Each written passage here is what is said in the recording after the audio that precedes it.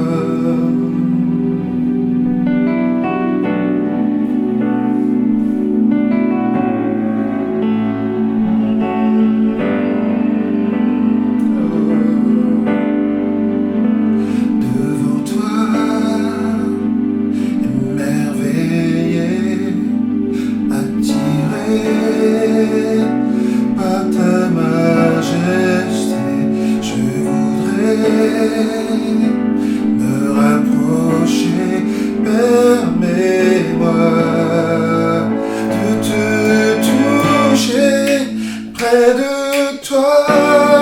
Je me sens bien ici-bas, tu es mon seul bien.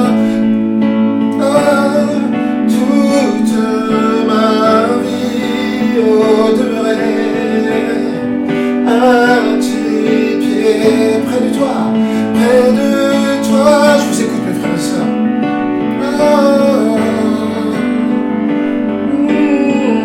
Un peu plus fort.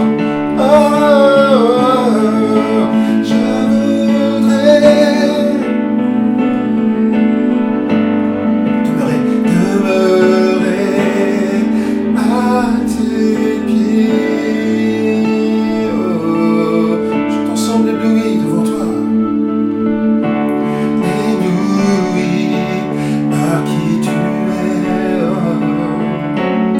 affligé par qui je suis. J'ai besoin de ta grâce dans ma vie.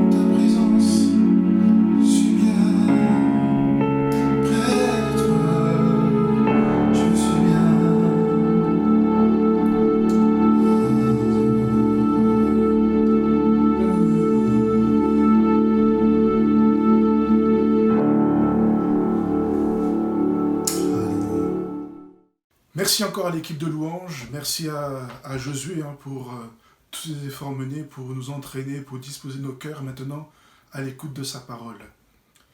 Ce soir, nous nous retrouvons donc pour notre réunion de prière. Nous croyons que Dieu est le Dieu qui non seulement prend plaisir lorsque son peuple le cherche, mais, le recherche, là, bien sûr, nous ne pouvons pas être rassemblés dans un même lieu, mais lorsque nous sommes unis d'un même cœur, dans une même volonté, la Bible ne déclare-t-il pas que Jésus lui-même a enseigné que si deux sur la terre s'accordent pour demander quelque chose en mon nom, mon Père leur accorde. Et ce soir, avant de vous partager ce que Dieu a mis sur mon cœur, j'aimerais prendre du temps dans la prière. Tu as sûrement des besoins matériels, santé, ou sentimentaux, ou professionnels, que sais-je. Dieu nous invite à nous approcher de lui, de faire connaître tous nos besoins par des prières, par des supplications. Et Dieu nous communiquera non seulement sa paix, mais il gardera nos cœurs et nos pensées en Jésus-Christ. Et avant d'aller plus loin, Ce que je te propose, mon frère, ma sœur, ami, c'est que maintenant nous nous tournons vers Jésus. Qu'est-ce que ça veut dire? Ça veut dire que nos cœurs, nos pensées maintenant sont centrés sur lui. Et croyons de tout notre cœur que Dieu entend nos prières. Quelle que soit ta connaissance de la parole de Dieu, ce que Dieu cherche, c'est un cœur qui s'approche de lui avec vérité, un cœur qui s'approche de lui avec assurance, sans crainte, sans peur. Et attends-toi à lui, parce que lui, il ne déçoit jamais personne. Alors, ce que je te propose, tu sais déjà quel est ton besoin. Il est pressant, il est sur ton cœur. Régulièrement, il vient sur ton cœur, dit comment je vais faire. Ou peut-être il y a cette prière qui dit à Seigneur, il faut que tu m'aides dans ce problème-là ou dans cette difficulté-là. Et ce que je te propose, c'est que nous nous associons. Alors, nous ne connaissons pas, en particulier, nous ne savons pas, là, je ne vais pas apprendre quel est ton besoin. Mais Dieu sait. Et moi, ce que je veux, et je veux m'accorder avec toi en ce sens, c'est Seigneur, entends la prière des frères et des sœurs, entends l'ami qui crie vers toi, et réponds du haut de ton trône, et agis, je te prie, dans le nom de Jésus-Christ. Amen. On prie ensemble, et on invoque le Seigneur. Père, nous voici donc maintenant rassemblés en ton nom et devant toi. Seigneur, nous croyons que tu es le Dieu des cieux. Nous croyons que tu n'es surpris par aucune situation. Mais voici, tu sièges dans les lieux élevés. Et nous croyons aussi en cette vérité, Jésus-Christ, que tout pouvoir t'a été donné non seulement dans le ciel, mais aussi sur la terre. Je te prie, Seigneur, pour tous nos besoins qui sont là et qui sont pressants. Je te prie, Seigneur, d'entendre maintenant les cris qui s'élèvent vers toi, les âmes qui s'élèvent vers toi, ceux et celles qui, en cet instant, s'approchent de toi par la foi. Ta parole nous déclare que tu es le rémunérateur de ceux qui te cherchent. Père, nous te cherchons en cet instant. Réponds. Manifeste-toi dans le nom de Jésus. Guéris le malade, Père, au nom de Jésus. Que toute maladie quitte les corps maintenant, au nom de Jésus. Que toute crainte, toute peur, quitte les cœurs, les pensées. Libère maintenant au nom de Jésus-Christ. Je prie maintenant afin que toute mensonge de l'adversaire, toute crainte soit balayée maintenant par le vent de ton esprit. Et que la paix de Dieu maintenant soit le partage de tous. Au nom de Jésus-Christ, Amen. Amen. Comme tu l'auras sûrement noté, le titre de mon message ce soir, c'est « Assieds-toi ». Au travers de la parole de Dieu, nous découvrons que nous ne devons pas nous asseoir n'importe où. Par exemple, pas sur les bancs des moqueurs. Dans le psaume 1er, au verset 1er, il est dit ceci « Heureux l'homme qui ne marche pas selon le conseil des méchants, qui ne s'arrête pas sur le chemin des pécheurs, et qui ne s'assied pas sur le banc des moqueurs. » Alors, nous ne devons pas nous asseoir n'importe où, ni avec n'importe qui. Lorsque nous nous convertissons, la parole de Dieu nous enseigne que nous passons de la mort spirituelle à une nouvelle vie qui nous permet maintenant de communier avec le Créateur. Elle affirme cette réalité suivante dans Éphésiens au chapitre 2, les versets 5 à 6. Nous qui étions morts par nos offenses, Dieu le Père nous a rendus à la vie avec Christ. C'est par grâce que vous êtes sauvés. Il nous a ressuscités ensemble et nous a fait asseoir ensemble dans les lieux célestes en Jésus-Christ. Amen. Nous sommes assis en Christ par la foi. Et en lui, comme la Bible nous le déclare, comme l'apôtre Paul le déclara aux Éphésiens, en lui nous sommes bénis de toutes sortes de bénédictions spirituelles. Amen. Je veux croire en cette parole. Même si les circonstances me sont défavorables, je veux avoir les regards maintenant sur toi, Seigneur. Et même si je ne le ressens pas avec mes sens, puisque tu me le dis, je crois. Amen. J'ai fait exprès, bien sûr, de choisir un titre sur mon titre de telle sorte que ça suscite une certaine curiosité, car je veux certes t'inviter à t'asseoir, mais pas n'importe où. J'aimerais donc, si vous me le permettez, j'aimerais donc partager avec vous, continuer ce que je vous ai partagé dimanche, et qu'on aille un peu plus loin par la grâce de Dieu. Je vous invite à relire avec moi cet épisode de l'Évangile, ce moment particulier que va vivre Marthe, Marie et Jésus. Lisons ensemble dans Luc, chapitre 10, du verset 38 au verset 42. Je répète, Luc 10, verset 38 à 42. Je vais vous lire dans la version Parole vivante. Vous avez trouvé ? Pendant qu'il était en route, Jésus entra dans un certain village. Là, une femme nommée Marthe l'accueillit dans sa maison. Amen. Elle avait une sœur appelée Marie. Celle-ci s'assit aux pieds de Jésus pour écouter ce qu'il disait. Pendant ce temps, Marthe s'affairait et elle se laissait absorber par les multiples travaux domestiques. Brusquement, elle vint dire à Jésus, « Maître, cela ne te dérange pas de voir que ma sœur me laisse faire le travail toute seule ? Dis-lui donc de m'aider. » Mais le Seigneur lui répondit, « Marthe, Marthe, tu t'inquiètes et tu t'agites pour beaucoup trop de choses. Il y en a si peu qui soient vraiment nécessaires. Une seule même suffit. Marie a choisi la meilleure part, celle que personne ne lui enlèvera. Amen. » Je vous propose de vous tenir avec moi dans le recueillement et réclamons encore à Dieu sa grâce sur ces instants. Jésus-Christ, tu es le Sauveur vivant et vrai. Tu étais présent avec Marthe et Marie et tu as adressé ces paroles. Seigneur, tu sais ce que tu as mis sur mon cœur. Et je prie maintenant pour que le Saint-Esprit me saisisse et pour que je puisse parler conduit par toi, saisi par toi. Merci maintenant, Seigneur, de saisir mon frère, ma sœur ou l'ami qui regardera cette vidéo. Qu'au travers de cette vidéo, au moment même, ton esprit vienne et convainc les cœurs. Puisses-tu même, Seigneur, préparer les cœurs avant même de regarder cette vidéo et que, au travers de cette vidéo, ce soit la confirmation de ta pensée pour chacun. Amen.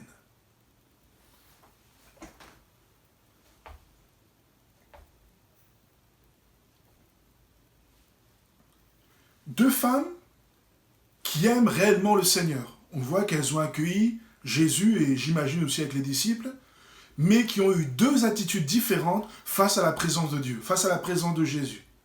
Jésus lui-même conclura en disant que une seule attitude a permis d'avoir la meilleure part, une part qui ne peut être enlevée. Et par conséquent, à contrario, l'autre attitude ne permet pas de conserver ce que nous recevons. Et ça, par contre, c'est très terrible. Parce que nous pouvons être dans la présence de Dieu, recevoir de Dieu et perdre ce que nous avons reçu. Mais ce soir encore, si vous êtes en train de visionner cette vidéo, c'est que vous avez soif. Amen. Et comme la parole nous dit, soif du Dieu vivant et vrai. Alléluia. Oui, Seigneur, réponds à la soif des cœurs. Amen.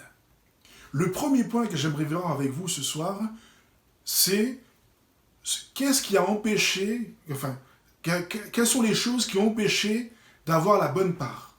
Ce qui a empêché d'avoir la bonne part.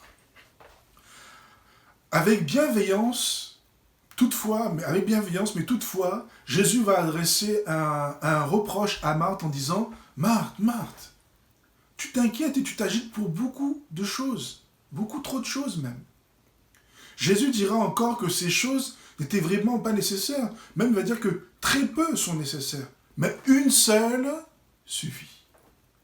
Pendant que Marie était assise aux pieds de Jésus, Marthe s'affairait, elle se laissait absorber par les multiples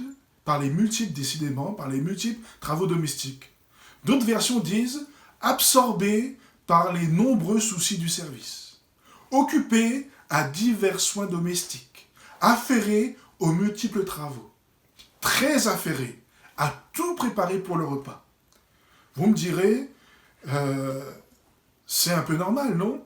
Lorsqu'on invite quelqu'un à venir chez soi, surtout que Jésus était accompagné des disciples, peut-être même là, on voit que à d'autres moments des évangiles, que Jésus n'était pas seulement qu'avec les disciples, mais qu'il y avait des femmes, qu'il y avait d'autres personnes qui le suivaient. Vous invitez des personnes chez vous. Vous voulez, en un mot, votre honneur est engagé, vous voulez bien les accueillir. Je me dis que c'est normal, il n'empêche que Marthe soit autant préoccupée dans le fait de bien préparer le repas ou que la maison soit en état pour accueillir le Seigneur. Tous, nous avons des occupations, nous avons des soucis, nous avons des besoins légitimes à gérer, et il faut le faire. La version parole vivante traduit le terme diaconia, par les multiples travaux domestiques. Ce terme veut aussi dire service, ministère. Est-ce que cela veut dire que ces occupations, ces besoins légitimes, le service que nous faisons pour Dieu ne sont pas une bonne chose? Loin de là. Mais il faut l'équilibre en toute chose. Ça, c'est très difficile. Parce qu'on a tendance à être un peu comme le balancier. Soit on a tendance à aller toujours aux extrémités des choses, mais être bien positionné, bien centré, bien équilibré, il faut vraiment la grâce de Dieu. Et faire, au fur et à mesure de notre marche avec le Seigneur, faire des ajustements par la grâce de Dieu. C'est jamais simple. Hein. Moi-même, j'ai besoin de la grâce de Dieu dans ma propre vie aussi. Le problème de Marthe était qu'elle n'avait plus de temps pour la seule chose qui est suffisante et nécessaire. Celle de se tenir assis aux pieds de Jésus, être à son écoute et recevoir de lui. Ce manque de relation a produit quelque chose, me semble-t-il, dans le cœur de Marthe. On voit qu'il est dit, brusquement, elle va s'adresser à Jésus. Et elle-même, on entend bien qu'il y a des reproches qu'elle adresse à Jésus en lui disant, mais ça ne te fait rien de voir que je suis seul à servir, que ma sœur ne m'aide pas, elle est là, j'allais dire un peu béat devant toi, tandis que moi je suis en train de m'affairer, en train de me plier en quatre pour vous accueillir convenablement. Elle me fait penser un peu au frère aîné de la parabole du fils prodigue, qui était là, préoccupé à servir son père, qui ne savait pas savourer tout ce qu'il avait du fait d'être dans la présence du père, et lorsque le fils prodigue va revenir, au lieu de se réjouir avec son père et tous les gens de la maison, il va être amer. Et ce manque de relation qu'a eu Marthe avec Jésus a fait qu'elle n'était pas renouvelée et qu'elle était devenue amère. Attention toutefois, quelque chose que j'aimerais souligner, le Seigneur nous invite à veiller les uns sur les autres. Ne laissons pas nos frères et sœurs dans le service en souffrance, au point de les rendre amers, car ils n'ont plus le temps de se tenir devant Dieu, parce que les besoins sont tellement pressants. Mais si tu vois mon frère ou ma sœur dans la difficulté, si tu entends dans l'église qu'il y a tel ou tel besoin, ne laisse pas les autres faire. N'oublie pas, dès qu'il y a les open service, il y a les fiches de service qui sont à l'accueil. Pour le moment, bien sûr, on ne peut pas servir à l'église, hein, bien sûr. Mais ce que j'aimerais te rappeler, c'est qu'il y a des besoins dans l'église. Et je crois que c'est le temps favorable pour toi, pour moi, de me tenir devant Dieu et dire, Seigneur, voici, je suis ton serviteur, je suis ta servante. Parle, Seigneur, car ton serviteur ou ta servante écoute. Qu'est-ce que tu attends de nous? Qu'est-ce que tu attends de moi? Quels sont les projets que tu as formés sur ma vie? Et décide dans ton cœur, et engage-toi, non pas vis-à-vis simplement d'un pasteur ou d'une église, mais engage-toi vis-à-vis de ton Dieu, et sois fidèle dans ton engagement vis-à-vis de ton Dieu et de ton église locale. Et dis, Seigneur, me voici, sers-toi de moi. Amen. Amen. Je compte sur toi, mon frère, ma soeur. Tu as dit Amen. Hein? Par exemple, en ce moment, il y a beaucoup de besoins dans le domaine de l'enfance, dans la nurserie, dans la garderie, dans les groupes d'instruction biblique. C'est qu'un aspect, mais il y a toujours des besoins. Il y a toujours du travail à faire pour le Seigneur. T'inquiète pas, mon frère, ma soeur. À ce niveau-là, il n'y a jamais de chômage. Maintenant, j'aimerais passer à mon deuxième point, qui est l'attitude de Marie. Car, je le crois, nous voulons tous, n'est-ce pas, recevoir la meilleure part et que bien sûr cette part reste en nous. Il nous est dit que Marie s'assit aux pieds de Jésus pour écouter ce qu'il disait. Tout simplement. Cette attitude lui a permis de recevoir la meilleure part que personne ne peut lui enlever. Elle s'assit aux pieds de Jésus pour écouter ce qu'il disait. Ah, ça peut paraître compliqué, mais c'est tout simple. c'est approche-toi de Dieu par la foi. Dis au Seigneur, je veux me tenir à tes pieds pour écouter ce que toi tu me dis. Vous savez, très souvent, nous nous approchons de Dieu dans la prière et nous parlons, nous demandons, nous demandons. Mais Marie, elle n'a pas fait cela. Elle s'est assise pour écouter ce que Jésus disait. Est-ce que tu t'approches ainsi? Est-ce que je m'approche ainsi de Jésus pour écouter ce qu'il a à me dire? Et non pas simplement pour dire, bénis-moi, bien qu'il faut le faire, Dieu nous invite à le faire. Mais apprenons aussi, Seigneur, fais-nous grâce d'écouter ce que tu as à nous dire. Marie avait compris ce que Dieu avait dit dans l'Ancien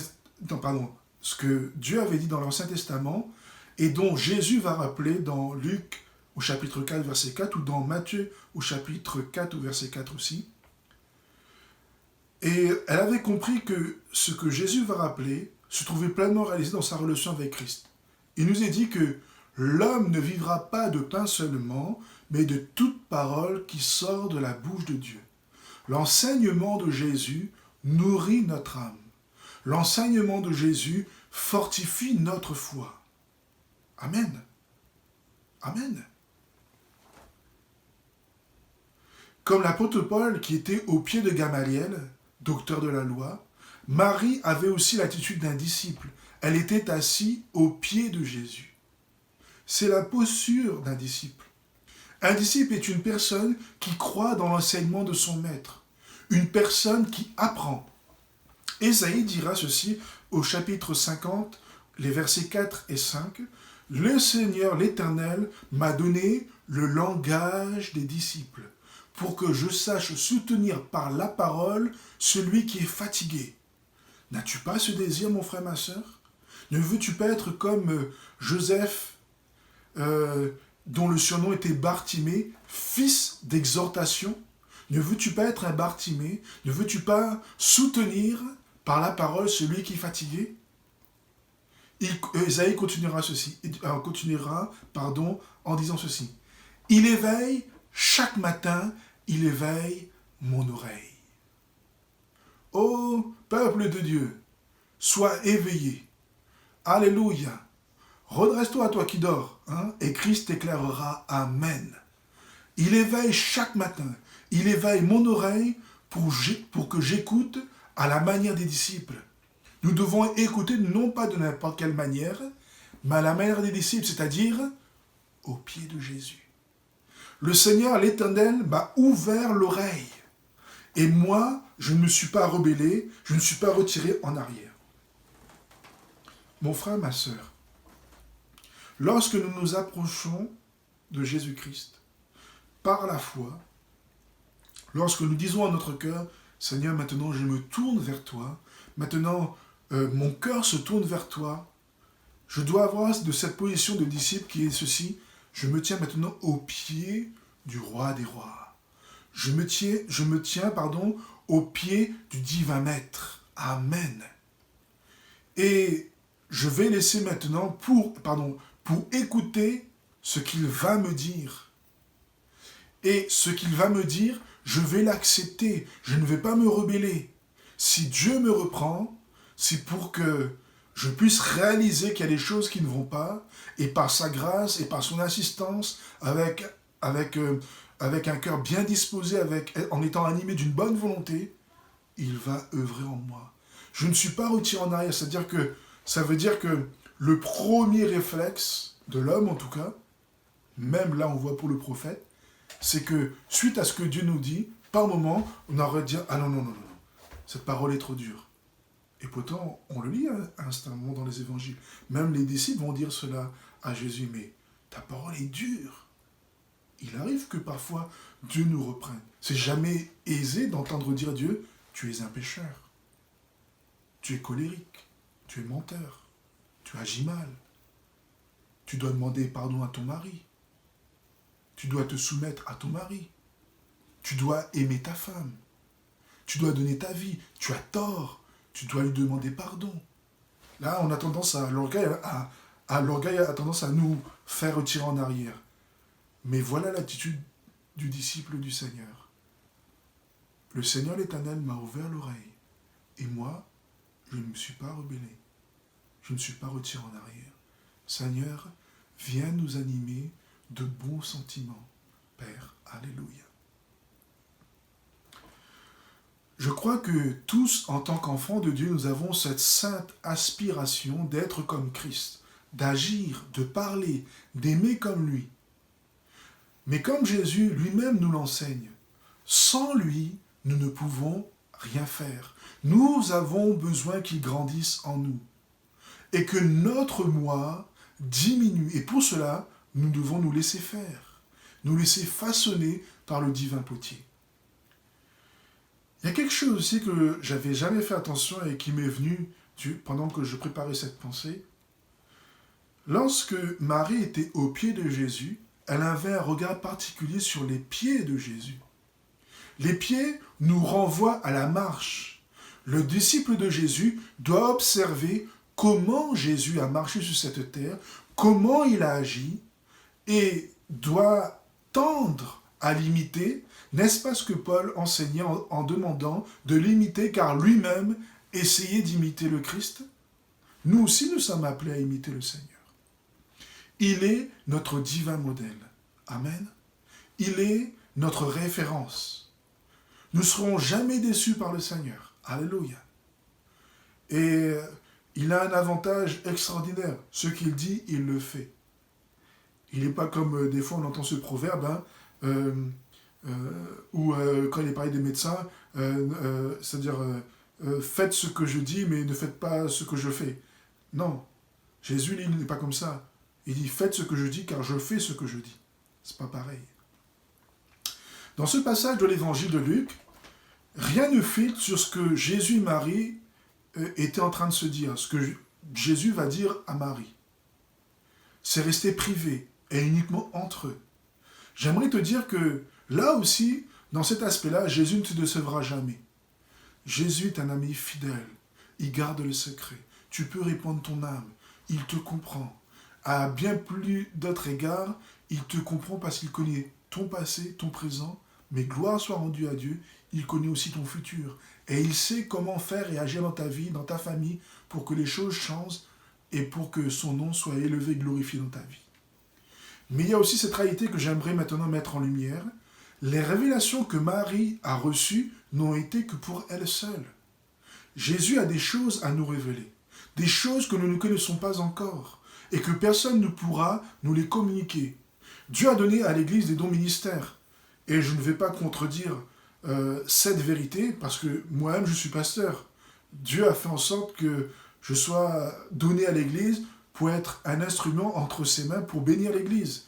La parole de Dieu nous enseigne qu'au travers de ses dons ministères et par l'action de Jésus-Christ et de son Esprit, il veut amener l'Église à la perfection afin qu'elle entre dans les projets, dans le ministère, dans le service que Dieu a préparé pour son Église.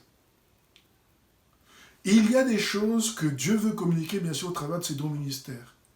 Mais il y a des choses auxquelles Dieu ne te les communiquera que dans le secret, dans sa présence, en étant au pied du Seigneur. Il y a des choses que Jésus veut te dire à toi. À toi. Il veut que des décisions soient prises entre toi et lui. Il y a des choses que Dieu ne va pas divulguer, mais il est discret. Si Dieu placardait en gros ou mettait le film de notre vie, il y a des domaines dans notre vie, moi le premier, que je n'aimerais pas que Dieu montre. Et je ne pourrais pas me tenir devant vous. Mais Dieu est un Dieu de grâce. Dieu prend plaisir à la miséricorde plus qu'au sacrifice. Dieu prend plaisir à pardonner. Lorsque un homme, une femme, un jeune, un moins jeune, s'approche de Jésus et confesse ses fautes, Dieu est prêt à le relever, à le pardonner, parce que Christ a payé le prix. Amen.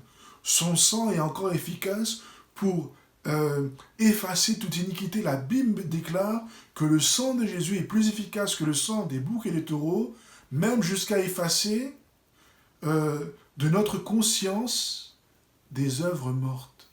Bien souvent, nous nous estimons indignes, incapables, parce que nous avons fait telle ou telle chose. Mais le sang de Jésus nous purifie. Le sang de Jésus nous lave, balaye toutes ces choses qui sont, qui nous rappelle nos échecs passés, la réalité de nos vies sans Dieu. Amen. Ça me fait penser au témoignage. Un jour, le diable vient voir un pasteur dans un songe ou que sais-je, mais en tout cas, ce pasteur rendait ce témoignage et ça m'a marqué. Un jour, donc, le diable vient le voir en lui disant, en commençant à dérouler devant lui tout ce que ce pasteur avait fait. Il était pécheur, il a fait telle ou telle chose, même après sa conversion, même après avoir été appelé comme étant pasteur, il a fait telle ou telle chose. Et au fur et à mesure que le diable rappelait toutes ses fautes, et que c'était vrai en plus, ce serviteur de Dieu disait en son cœur, et confessait, c'est vrai, c'est vrai. Et au fur et à mesure qu'il disait, c'est vrai, c'est vrai, c'est vrai, c'est vrai, on a l'impression qu'une chape de plomb s'appesantissait sur lui, et l'écraser, au point de bientôt toucher terre. Et d'un coup, saisi par Dieu, je pense, par la grâce de Dieu, il va dire, c'est vrai, toutes ces choses sont vraies. Mais je les ai confessées devant mon Dieu. J'ai demandé pardon à Jésus-Christ. Et la Bible déclare qu'il a cloué à la croix tous les actes qui nous condamnaient. Amen. En Christ, nous sommes libres. Mon frère, ma sœur, n'attends pas demain. Si tu as besoin de confesser tes fautes devant Dieu, confesse-les, afin que tu puisses te tenir dans sa présence et à ses pieds pour écouter ce que lui, il a de dire. Amen. Amen. Et non pas ce que l'adversaire veut susurrer à ton oreille. Alléluia. J'aimerais te rappeler encore Samuel qui servait dans le temple dès son plus jeune âge et qui a été capable d'entendre la voix de Dieu. Et ce que j'admire sur ce jeune homme, ce jeune enfant, c'est que il était prompt à répondre à l'appel, sans se lasser. Plusieurs fois, la Bible nous déclare qu'il a entendu qu'on l'appelait, il s'est présenté à Élie. La Bible ne nous dit pas que, bon, il a entendu une fois, deux fois, il dit, oh, trois fois, c'est bon, là, ça suffit, là. Mais il a aussi suivi les conseils d'Élie. Il a pu être prompt à obéir. Et la Bible déclare qu'il avait un amour profond pour ce que Dieu lui disait. Il ne laissait pas tomber à terre une seule des paroles de Dieu. Seigneur, s'il te plaît, donne-moi un cœur comme ton serviteur Samuel. Amen. Quelques conseils pratiques sur comment nous tenir au pied du Seigneur et pour écouter ce qu'il a à nous dire. Jésus, dans la continuité du sermon sur la montagne, dans l'évangile de Matthieu, au chapitre 6, au verset 6, il nous est dit ceci. « Mais toi, quand tu pries, entre dans ta chambre, ferme ta porte, et prie ton Père qui est dans le lieu secret, et ton Père qui voit dans le secret te le rendra. » Ferme ta porte quand tu pries. Entre dans ta chambre. C'est bon d'avoir un lieu réservé, un lieu où on se retrouve, où justement il n'y ait pas de distraction extérieure. Je t'encourage à fermer ta porte. Il faut parfois se couper de toute forme de distraction extérieure. C'est bon des fois de mettre son téléphone sur silencieux, sur la fonction ne pas déranger. Ne vous inquiétez pas, le monde ne va pas s'arrêter de tourner parce que vous avez pris une heure, une demi-heure ou beaucoup moins de temps. Le monde ne va pas s'arrêter de tourner. Mais par contre, ce que vous allez recevoir dans la présence de Dieu vous aidera à affronter le reste du temps, le reste de la journée. Tenons-nous dans la présence de Dieu. Et quand je dis bien, tenons-nous, j'ai besoin aussi de Dieu, que Dieu me fasse grâce. Amen. Demande à Dieu de disposer ton cœur et demande l'assistance du Saint-Esprit lorsque tu lis la Bible. Demande que le Seigneur t'ouvre ton esprit aux Écritures, afin de discerner la volonté du Seigneur. Rappelle-toi des disciples sur le chemin d'Emmaüs. Et il nous est dit que là, ils étaient là, tout tristes, dans leurs pensées, perdus. Ils se disent, mais voilà, c'est fini, le Messie, on croyait que c'était Jésus-Christ, il est mort, voilà.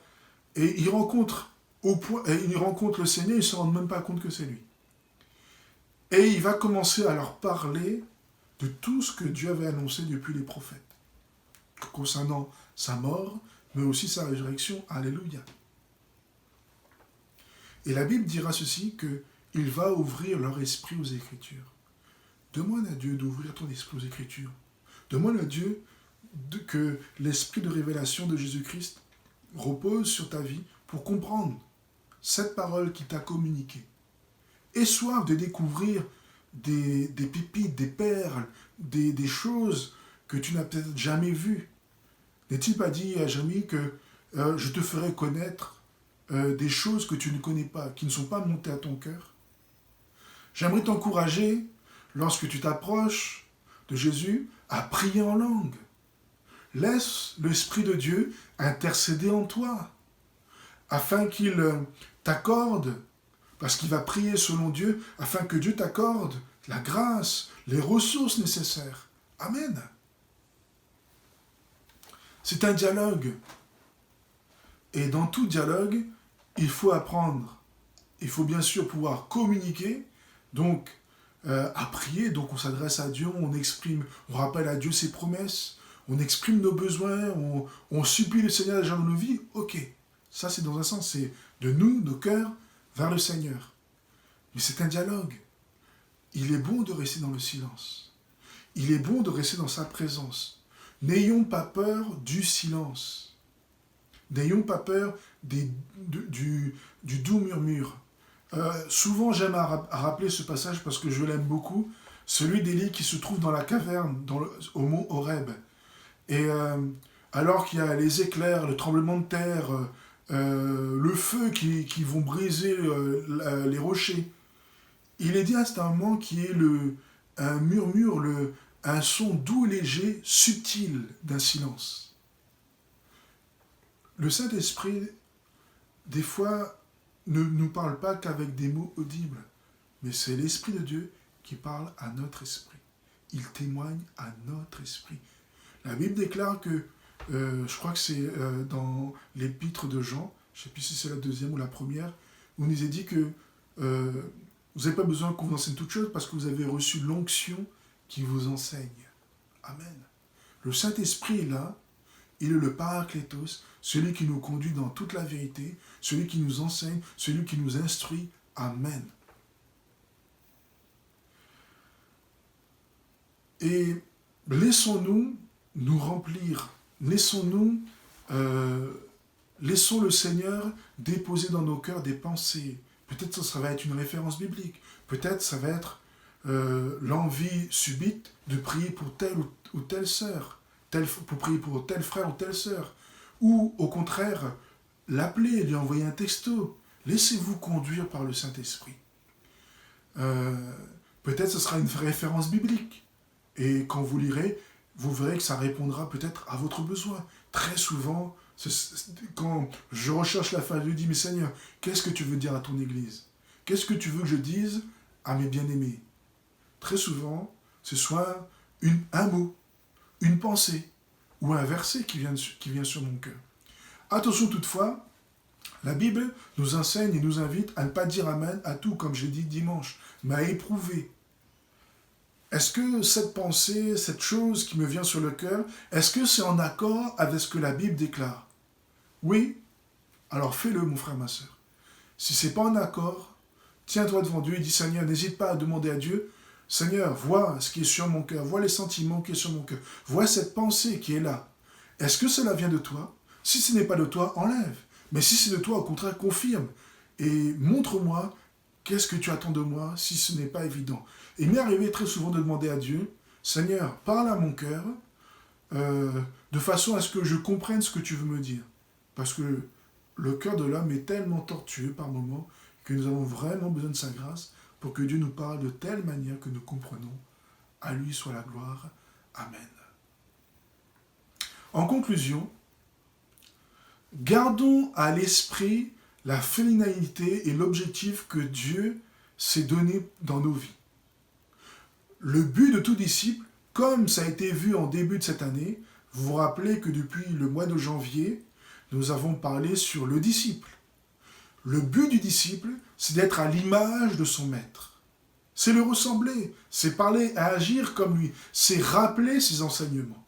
Je t'invite, mon frère, ma sœur, à t'asseoir au pied de Jésus. Assis-toi au pied de Jésus pour écouter ce qu'il te dit, pour te laisser nourrir par sa parole, pour que ta foi soit renouvelée, afin d'être capable de le servir sans te lasser, sans devenir amer, et recevoir ce qui est nécessaire pour te permettre d'imiter le divin Maître. Quelle douce et sainte aspiration! Plus de toi, Jésus. Ah, c'est mon désir suprême, te ressembler, Jésus. Alléluia, alléluia. Seigneur, aide-moi à te ressembler. Je vous invite à vous tenir à la prière un instant avec moi. Père, merci encore d'œuvrer dans mon cœur. Merci d'œuvrer dans le cœur de mon frère, de ma sœur, de l'ami. Aide-nous à être à tes pieds et à t'invoquer, à nous approcher de toi et à vivre simplement par la foi cette relation intime que tu veux que nous ayons avec toi. Seigneur, aide-moi à écouter ce que tu as à me dire. Aide mon frère, aide ma sœur, et que nous puissions être renouvelés sur ton regard au nom de Jésus-Christ. Amen. Je vous souhaite une bonne fin de soirée. Je vous souhaite aussi une bonne semaine sous le regard de Dieu. Que Dieu vous bénisse et que Dieu vous garde. Soyez bénis dans le nom du Seigneur. Amen.